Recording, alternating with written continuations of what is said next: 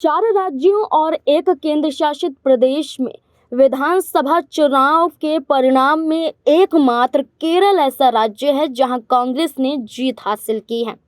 यहां कांग्रेस गठबंधन यूडीएफ स्पष्ट बहुमत के साथ सत्ता में आ गई है। केरल में कांग्रेस की वापसी के साथ ही भारत में लेफ्ट का आखिरी किला भी ढह गया। अब भारत के किसी भी राज्य में वामपंथी दलों की सरकार नहीं है।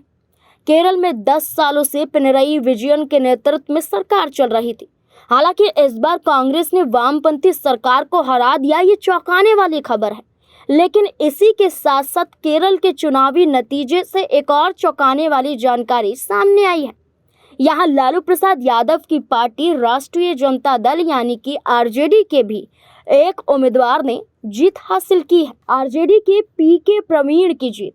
दरअसल केरल में कांग्रेस नेतृत्व वाले यूडीएफ गठबंधन की लहर के बीच लेफ्ट के साथ चुनाव लड़ रही लालू प्रसाद यादव की पार्टी आरजेडी के एक उम्मीदवार ने जीत हासिल कर ली है।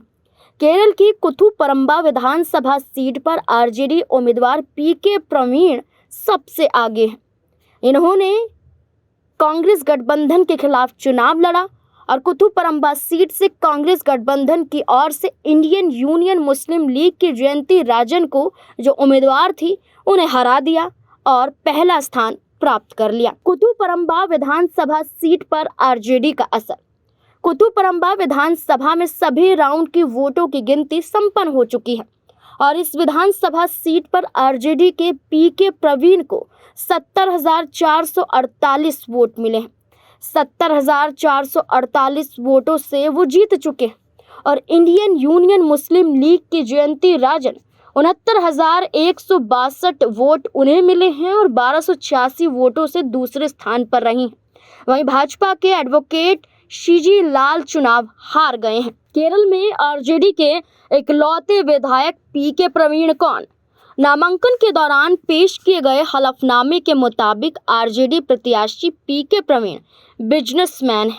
ये दर्ज किया गया हलफनामे में। उन्होंने अन्नामलाई यूनिवर्सिटी से एमए और एमफिल की पढ़ाई की है। उनके पास 3 करोड़ 27 लाख की संपत्ति है, जिसमें से 1 करोड़ 33 लाख की चल संपत्ति है और 2 करोड़ 5 लाख की अचल संपत्ति शामिल है। उन पर 15 लाख रुपए की देनदारी है।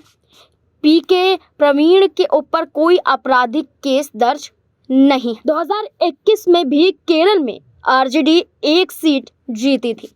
ऐसा नहीं है कि केरल में आरजेडी पहली बार किसी सीट पर चुनाव जीती हो। पिछले चुनाव 2021 में भी आरजेडी ने कुथुपरंबा सीट पर जीत का पताका लहराया था। उसके प्रत्याशी केपी मोहन को करीब 70,000 वोट मिले थे, जबकि दूसरे नंबर पर यहाँ पर पी अब्दुल्ला थे।